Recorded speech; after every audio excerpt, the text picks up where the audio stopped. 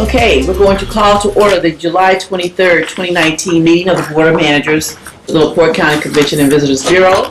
We'll start with the roll call.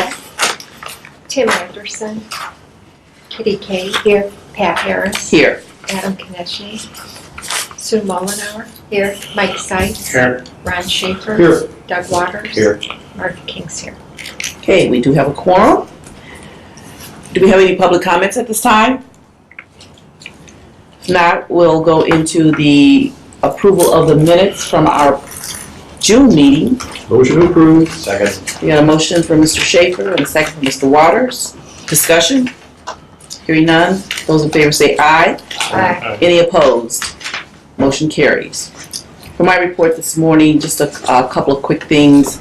We did not have an FMEC, which is Fairgrounds Management and Events Corporation meeting on last month, but there's a committee, the Events Planning and Marketing Committee has been meeting, and they're working on bringing together a marketing plan and some general outline of what things can look like in the future as far as staffing, and that will then be turned over to the board for approval, and then the actual executive committee will do that process. So some work's being done. We did have an article, I don't know if you all had a chance to read it, that was published on July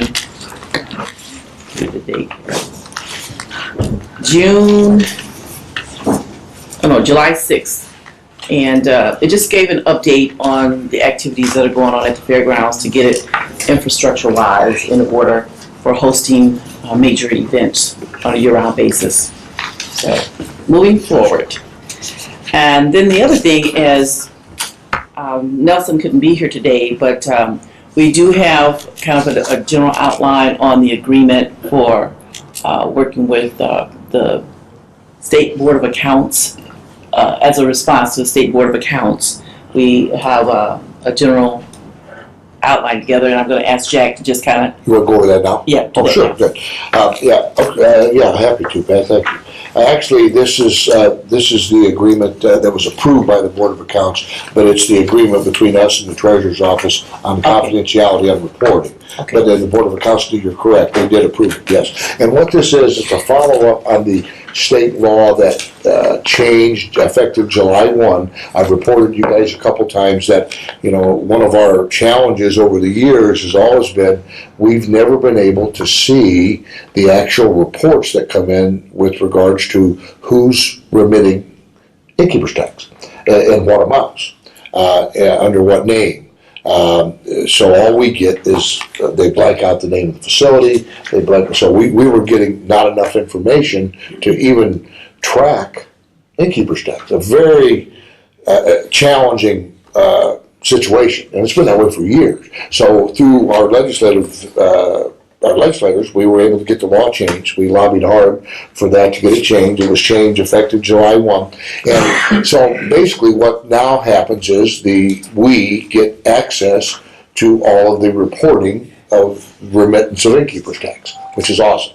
So there had to be some mechanics put in to let that happen. So this is just simply a confidentiality agreement that is signed by the CVB. Actually, as the treasurer, Mike had to sign it, and the treasurer's office had to sign it, and it designates who can look at this information.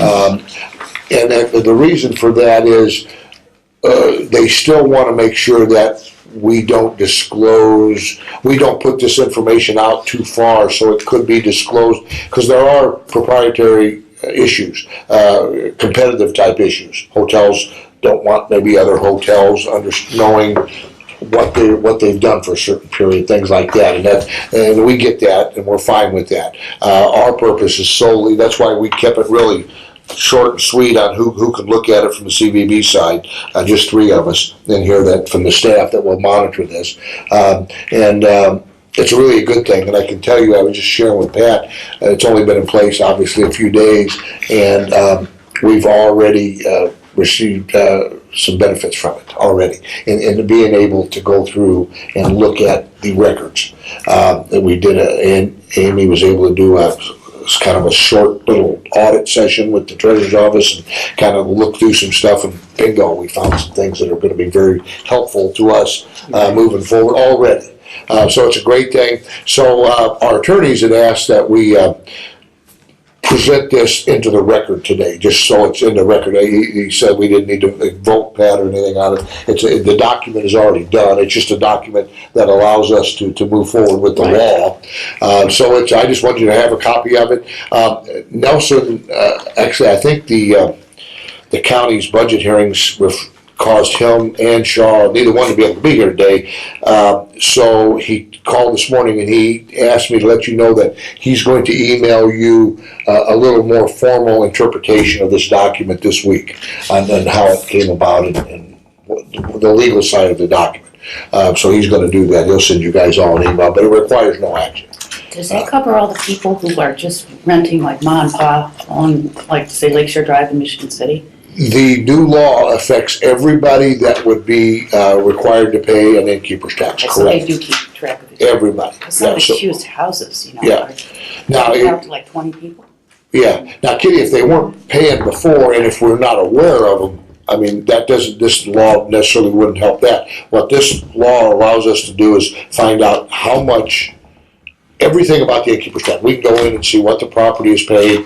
We can read patterns. We can look at it for things like that, because that's definitely very helpful to be able to go back. Because frankly, there's been cases over the years we're very aware of where the ownerships have not been real forthright in how they submitted innkeeper's tax. Okay, just to make it lightly. So we're going to be. We've recommended to the treasurer's office that we start instituting fines to folks that are not following the guidelines correctly, and warnings and fines in that order. But we need to do that because there's a lot of properties that have gotten really loose with this, with no ability to follow up before. Who sets the fines? Treasurer's office, and they're already in place. Okay. Yeah, it's their job to not only set them, Mike, but also to enforce that. That's their job, but they're working really well with us. So as we go in and look, and I don't think we'll have much involvement in that other than to make sure that if there's any recommendations that we see, that we tell them. But they should be able to pick it up on their own too. So if the innkeeper will report their gross sales, and then it works through the formula as to what the innkeeper's tax should be? And that's exactly why it's proprietary. Yeah, Okay, well, yes. I have no problem with that. But if they went to the trouble of reporting erroneous sales figures so that it works out, I mean, it's kind of a sales tax and innkeeper's tax on the same number. There could be a correlation. You're absolutely right. Okay. Then those are ways that auditors look at things when they go in. We've been taught that through our association. There's correlation there for sure. Now we're not in audit mode necessarily with any property right now, and this is what we won't know until we spend some more time analyzing the returns and see who. If they were to pay, say, sales tax on 100,000. Yeah, those guys. And innkeeper's tax on 50,000, immediately, there's something wrong there. Well, it depends on the property, but yes, because some properties get a lot of sales tax through other things besides room rental. They get a lot too, other things. But we get it, and then that's certainly something that factors in, Ron. Yes. So yeah, it's a real good thing, real good, and Nelson will send you his recap of it. So if you got any questions, you just let him know. But the document. The treasurer's office jumped on it right away. We got it signed. Council wrote it up for us, and as Pat mentioned, the Board of Accounts has approved this document as one that will let us move forward. So good deal, really good deal for us. So there you go. Great, thank you for that. That moves us to our treasurer's report, Mr. Seitz. Yes, we have claims for the period ending June 19th. Total accounts payable of $88,523.38. And total payroll of $55,714.66 for a grand total of $144,238.03. And then also you should have received the balance sheet and the other information that goes along with the report. We'll take a nomination for accept the report. Do we have a motion? Your second. I said, do we have a motion? So moved. Second? He's Second. Okay, Sue. Okay. Any discussion of the financials? Those in favor say aye. Aye. Any opposed? Motion carries. That brings us to committee reports. Mr. Sykes, anything on the legislative front? No, And not that I know of, do we, Jeff? Just what we reported, what that happened last session.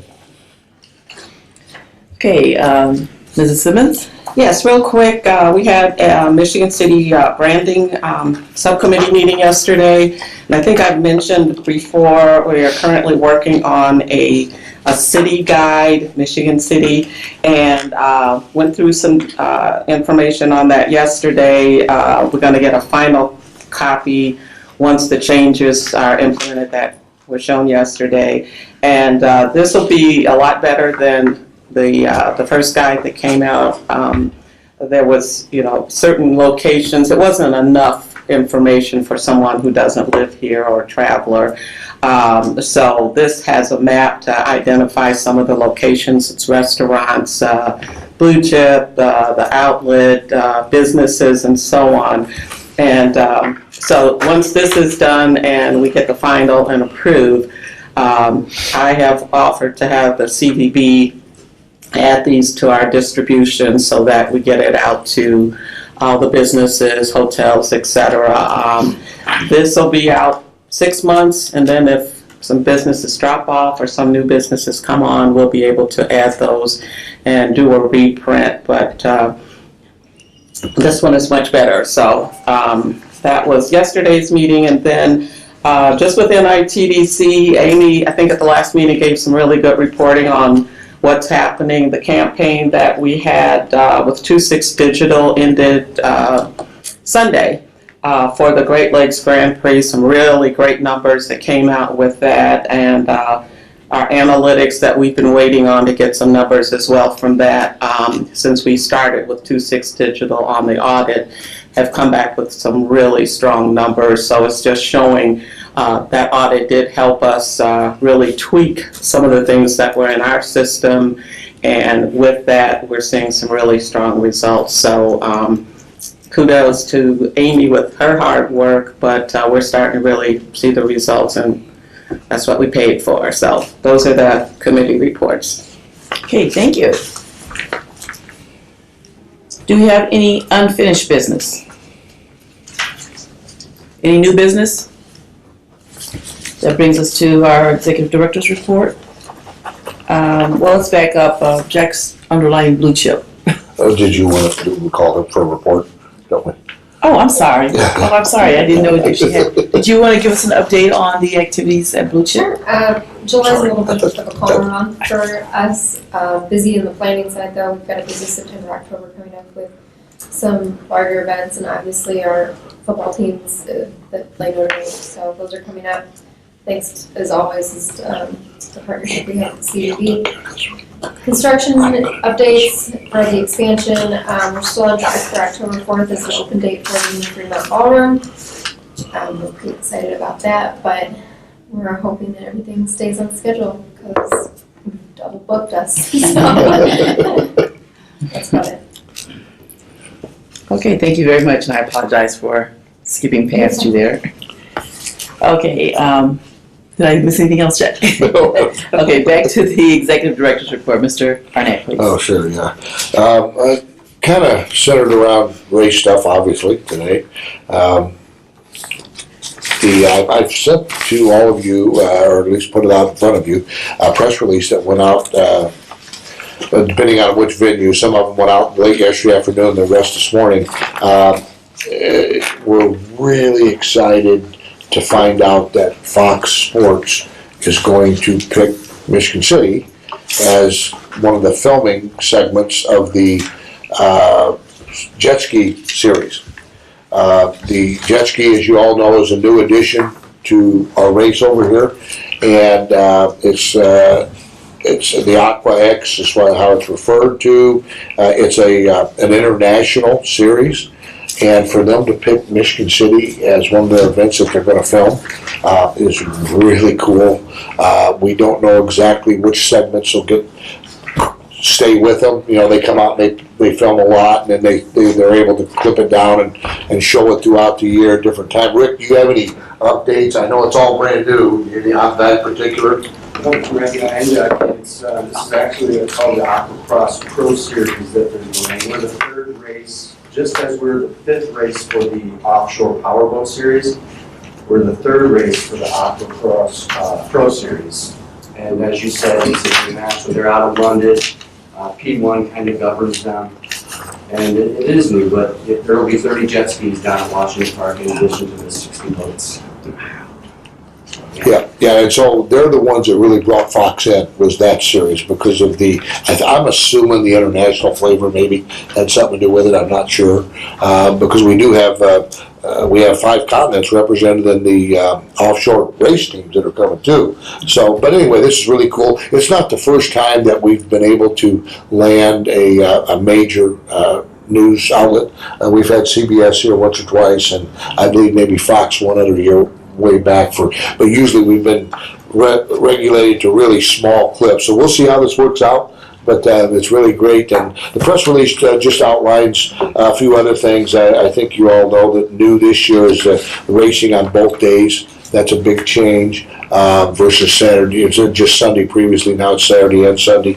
And then because of the construction that Allison referred to at Blue Chip and the parking lot being a lot of the space is taken up with the construction, we collectively with our friends at Blue Chip decided to go ahead and move the free shuttle to Ames Field, so folks wouldn't be too crowded there, because we want plenty of the patrons to still be able to park at Blue Chip too. So it's going to work out really good. We've got the free parking at Ames Field. Linda and her staff and Amy, they've been knocking that hard, trying to make sure folks understand the free parking. The signage and stuff will go up soon. We're going to start blanketing the town early next week with welcome race team stuff, asking folks to put it on their reader boards out front and putting signs up in the businesses and trying to make sure that the race teams feel welcome as they come in. That's one of the big part of what we do. A couple other, along with the race, would be, as you know, there are a couple of events that we do that are charity related. We do the events, and the proceeds would go to a related charity. And in this case, we've got our golf outing on Wednesday, and the proceeds there are going to go to Reigns of Life. And I'm sure we're still accepting applications for sponsors there. That's run through, Chris, at the Municipal Golf Course. Any update on that? No, just Jeremy was going to check with them today. I think their goal, we're getting close. I believe their goal was just to try to get 18 teams or more. Last count, I think Jeremy said they had 12, 13, and there were a few people that hadn't filled out their paperwork yet. Yep. CBB being one. Yeah, we've got some calls even this morning on a team too. Yeah, so that's it. And then the other thing that we've done since year one, Jane and Sophie have put together a silent auction that we've moved around on who the proceeds have went to various different groups. This year it's again going to the Michigan City EMA Emergency Management Association. And those are the volunteers that come out and kind of auxiliary police and fire that help with traffic control, not just for the parade, but for our event, but for the 4th of July parade and other things in Michigan City. It's a great group, and they use the money to help buy equipment, stuff like that. So it's a real good thing that we can tie them in and help them out. Jane's going to give you an update on the auction, right? Well, here's the update. We've gotten some really, really nice donations from local businesses. You're going to see some new things on the auction table. And then we always get some sports memorabilia, and we've kind of drilled that down to things that people in this region would be interested in, like Chicago Cubs, Notre Dame, the Colts, Indiana basketball. There you go. Nothing about Kentucky, right?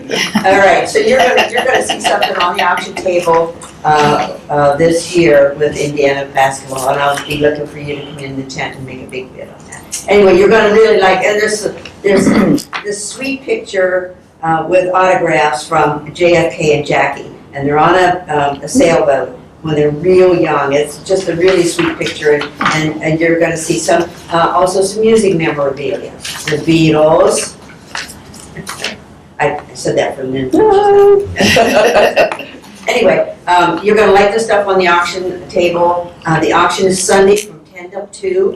We're closing it right at 2 o'clock because we always closed it 10 minutes after the last race. However, we don't know when the last race is gonna end this year, so we're gonna end it at 2 o'clock. Anyway. 54-5. Yeah, look forward to seeing you in the auction tent. Oh, and also, the parade. I have 18 people who have responded. We're gonna have the Wolf Pack Marching Band. We're gonna have the Soul Steppers. The 4A's Vintage Car Club will also be in the parade. There's some local businesses. They're all excited and looking forward to being in the parade. And then after those 18 people go down the street, We got a lot of boats. a lot of boats. Yeah. Lots of boats. So it'll be a great parade. It'll be a great taste of Michigan City. And I don't know how many people are gonna pack the streets. They always pack the streets. So it'll be a challenge for the police department to get everybody moved back. Anyway, we're looking forward to it. We're excited. Rick, did you have any follow-up on any race stuff you want to talk about? No, I really, at this particular point, it's like watching water boil. I mean, we think on land we're in pretty good shape.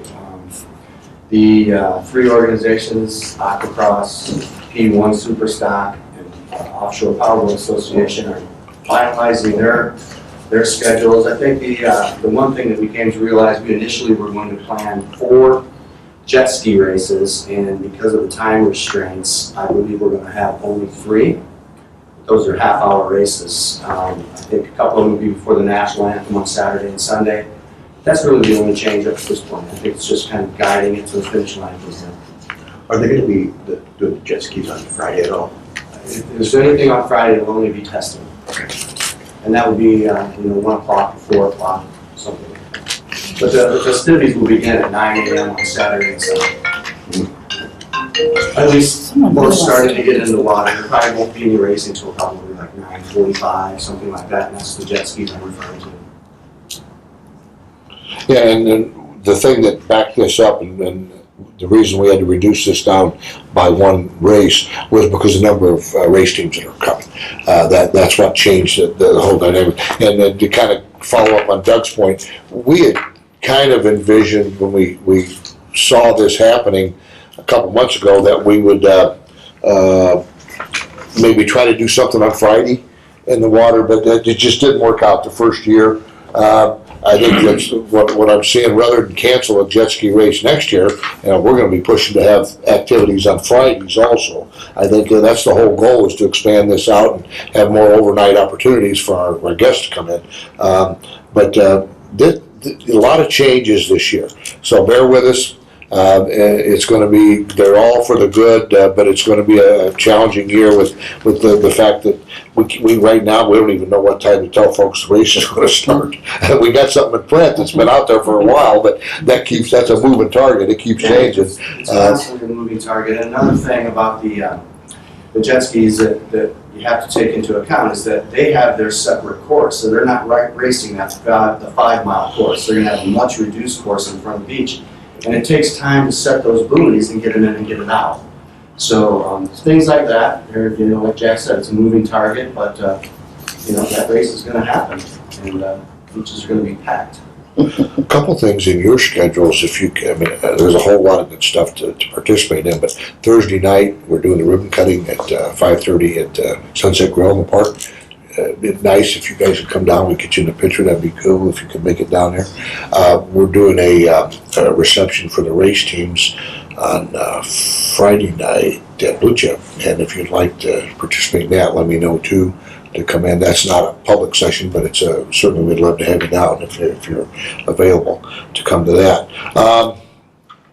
Any questions on? Can I ask Yep. one thing? We don't want to talk about Billy. We have a press conference. We haven't scheduled a time yet.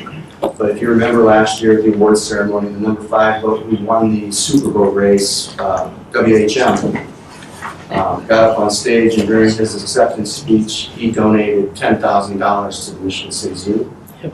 So he cornered me in Sarasota, and I talked with him, asked him if we could have a press conference. He said absolutely right. He'll write the check on Friday once we figure out a time for the press conference.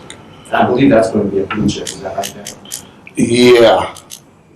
Yeah, he doesn't, Billy, with the owner, doesn't come in Thursday. We wanted to do this same time as ribbon cutting. Made sense. We'd have the press all there, but he won't be here. So it looks like we're trying to slide it in sometime Friday. We'll keep you We'll know updated. more this weekend. Yeah. I'll see him. Yeah, just shoot us an email. Did you ever try coordinating a flyover and you don't know when the thing's gonna start? I'm gonna tell you right now, that's what we're doing, just let you know that. So yeah, they're looking at us like, really? You guys don't know when you're gonna start this thing? So yeah, but it's pretty cool. So the race stuff is, I'll close it out. Does anybody have any questions on the race stuff? Stop in and see me afterwards, we'll be glad to. I think, Gail, you already talked to everybody, and you try to afterwards, see if they need anything, yeah, please. Okay, Pat, I'll close out by, I've talked to you a couple times about concern with one of our properties. It's public information now, so we might as well just roll it out there. The Best Western in LaPorte is no longer allowed to fly that flag. It's covered up. I talked directly with the CEO of Best Western over the course of this last several weeks when we've been dealing with this, and it's a pretty bad situation. They're no longer allowed to use, they're not Best Western anymore, period. Okay, there's a slim chance they may come back under a subsidiary of Best Western, Assure is what that's called. But the way it's looking now, it'll probably, if it comes back at all, it'll come back under a private name like Pine Lake Inn or something ridiculous. Is it closed down now, No, or is it still no. running? No, still accepting rooms. They don't have booking support from a national organization. There's no booking, online booking there at all. It's all done as you make it. They have no support from any corporate group at all. What causes that, Jack? I mean, what causes that? What causes Best Western to disavow with them? They weren't paying the bills, man. It's that simple. They weren't paying the bills. They weren't paying Best Western. They're not paying us. Innkeeper's tax. We know that now because we can book. I'm sure that's applicable to other vendors that they have, I'm guessing. Poor ownership, poor business plans, I don't know. It's too bad, but it's a fact. And you all need to understand, we do too, that, when we project our budgets, we project that a facility like that, which is the second biggest facility we have in the county, full service facility, and has a ton of meeting space, that we would be able to utilize that for the year. We're not going to get anything out for the whole year. We got volleyball tied in there. We've got all kinds of sports groups tied in there. It's a nightmare. I can just tell you, it's an ugly Is situation. that when we went last year? Like in November or something for a meeting? Were we there or were we at the house? No, we were the one across the street, Oh, the opening for the holiday. The holiday, yeah, right. Yeah. We're still doing really good on our innkeeper's tax room nights with the other properties, but losing that property is huge. And our third biggest property, the one down the street here on 421, former Clarion, is now the Michigan City Inn and what? Comfort. They're struggling a little bit too, I think. Has been for a few years. So they pose some challenges. Any group that doesn't fit into Blue Chip, too small or for various reasons, we don't have no place to put them right now in the county. And there's a lot of groups that don't fit there, or Blue Chip's already booked. Blue Chip's doing a great job keeping full, which is awesome. But when we have other groups that just don't quite fit there, we always use Best Western and the Clarion as our fallback. And so it's something we're working through. If people had reservations with Best Western, are they being honored here, or is Best Western moving them to another location? What I see, and I have no idea how Best Western Corporate is handling that, Ron, from that, but it looks like the property is trying to honor those reservations locally. So they aren't being moved out of the county? I don't know that. I don't know about the corporate reservations that were on there. I do know that there's still folks sleeping in rooms there, and they're trying to honor that, yes, reservations. And still taking reservations, I'm sure. So, we'll keep you updated, but it's not a good deal. So, any questions? If not, I'll defer to the next item. The next item would be our marketing director, Mrs. Simmons. Thank you, Pat. And I'm going to whiz through this really quick, and obviously all the talk is about the Great Lakes Grand Prix. One thing with Visit Indiana, the state website, which NITDC works along with, this is the first time for our 11th year with the Great Lakes Grand Prix that they've shown us under festivals and events for the 11th annual Great Lakes Grand Prix. So that newsletter went out a week or so ago, and we were just excited to finally get that recognition from the state. As of July 24th, they've also recognized another partner of ours here, which is Heston. So July 24th, there'll be another newsletter going out. But anyone can go on events and festivals by going to visitindiana.com and just click on one of those. But NITDC lets us know when it's one of our own to be sure the wording is correct. And usually, like, they reached out to Ted Rita to be sure everything has some really great pictures and all that. So that's just one of the ways we're able to help promote and let people know what's going on in Michigan City. So like I said, with the Great Lakes Grand Prix, a couple things. Today, I think around 10:30, we've got a call in with the group out of Florida with P1, and they want to talk about our race for next week and get some things put together. And I've got a bunch of stuff I sent out to them last night. So they are constantly reaching out to us for marketing, seeing how we're promoting the boat race and what they're going to do as they get here with their team. So we'll have that going. We've had Jack, as of this morning, was on WIMS. 4 of us were on WIMS last Thursday promoting the boat race and really getting out there. It's 2 days of racing and the change in parking at Ames Field. So we're real excited just to keep that out there. Rick has done a really good job on Facebook, as well as everything that Amy's doing from within. In the August AAA Living, they also did just a small little piece, once again, on the Great Lakes Grand Prix. So we got some recognition here, and this was a non-paid recognition. So I thank Lisa Rose for what she does for us, even though we're not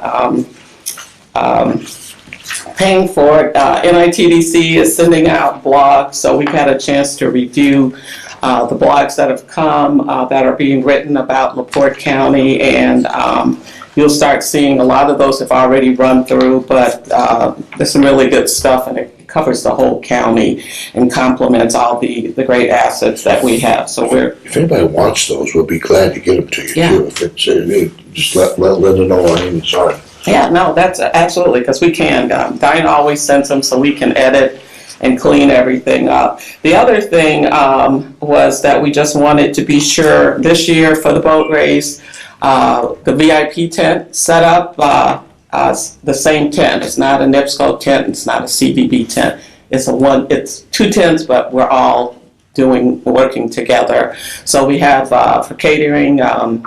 We have Patrick's Catering and Events that'll be doing the food for both sides, and they'll both have the round tables like we've always had at our area. So we're going to have one table for people to come in and check in, get their drink tickets and so on, and then you can go either to the left or go to the right or wherever there's the most room.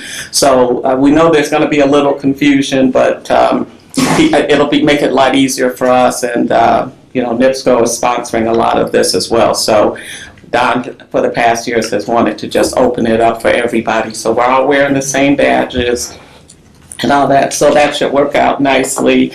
And then, like everything else that Jane has talked about with the parade, the silent auction, we've got Rick Federici back again, making all the noise and getting everybody excited for the boat races, as well as he'll definitely be around for the boat parade, once again keeping everybody excited and welcoming the teams back to Michigan City. So other than that, just promote, and looks like between the state, our regional group, and then us locally and getting the word out about the race, I think we're going to have a really, sounds like a good week according to Rick Wright, and then just more people coming just to enjoy what we have.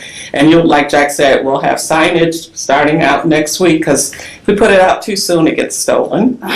So we're identifying the 4 host hotels, so they will have information in the hotels, letting people know where the shuttle is and so on. Welcome race teams in front of the properties, the 4 properties, welcoming the racers and all the other little gadgets that we're putting together. Also, Chelsea, who works here, found this in the back, so we decided this would be something that we could put together. There's going to be an autograph session for the racers, so she just kind of put that together, and it looks really great. So we've got, that'll be happening, is that Saturday at North Point Pavilion, lower level. So we're hoping to get a lot of people that'll come. A lot of the racers come with their own photos. They'll sign them and give them to anyone who likes that. So it should be a great week and a lot of activities, and then the brunch. And the other part, I know Jack had mentioned a couple things, but this year, if you look on your badges, the awards banquet is not on there. However, we have a table for the board members at that, because of the crowds and the number of people that are coming through this year. We wanted to be sure we had enough room for the race teams, because the banquet is for them. So once you get your credentials, you're going to see 3 VIP events minus that one. But we do have a table reserved for the board. And then, Pat, just in closing our reports, I did mention the editor from Speedboat Magazine is once again going to be our guest, Brett Bain. He's going to be here for 3 days. We've got him set up at Blue Chip, and we're really excited to have Brett back. That's a big deal in the industry, yes, huge deal. So And can I add to that? And also, that's that, but there's another magazine which is kind of the subscription to the racing, Speed on the Water. We're going to have photographer Pete Bowden here and Matt Trulio, who, I mean, they're like all-stars in that. Yeah. Okay. Yeah. Sounds like we got it covered. Yes. Good job. Looking forward to it. This is a very exciting time of the year for Michigan City and LaPorte County. But I just can't speak highly enough of the job that the staff does with this whole event. And I just like to give them a round of applause. Wait till after next week. Now, what you've done so far is kudos. The winds are out of the southwest at 7 miles an hour right now on Saturday and Sunday, and that's awesome. That's exactly what we're looking for. So if I keep looking at my phone, that's what I'm doing. I'm checking the wind. Okay, well, you stay on top of that. Yeah, like I can Control it, right? And Pat, well, I'm sorry. One other thing I did forget. I want to be sure to give kudos to is also My Michigan City, the city site. They've been working with us and they're fronting videos on the boat race and spots on both local radio stations. So other than what we do, they also are promoting us on Facebook and so on. So we're definitely getting the word out. So I just wanted to say thank you to them. Okay, good. All right. Do we have any board comments at this time? Just want to remind everybody, August 8th is the Back to School Rally. It's a citywide rally, collaboration of 11 different organizations working together to distribute about 1,600 backpacks filled with, I know, we just got out, right? Filled with the appropriate supplies for the different age groups. You know, you got your elementary, middle, and high school, and they're filled, all those backpacks are filled differently for those groups. So we'll be giving out those backpacks, but in addition, the rally is intended to rally or get the kids excited about going back to school. So there's a lot of events, a lot of activities out there. In addition to, it's about 30 exhibitors, and these are social service agencies throughout the county and actually Michigan City particularly, but county agencies also that are there to give these families information about additional support that they can get from these agencies. So it's a really, really nice event. And I hope you all can come out and at least just look around and see what we're doing out there. It's amazing to see Gill Field filled with about 2,000 people when you include the parents and the volunteers in there. They're just all over the field with the tents and you have a balloon artist there, you have a stilt walker there, and there's a lot of activities going on. So hopefully you all can come out and see it. It's August 8th from 3 to 7 p.m. at Gill Field in Michigan City. Well, if no one else has anything, we're going to go ahead and adjourn this meeting. Have a great month. I hope to see you all during the festivities at the boat race, and we'll see you in August. Okay? Thank you. Appreciate you.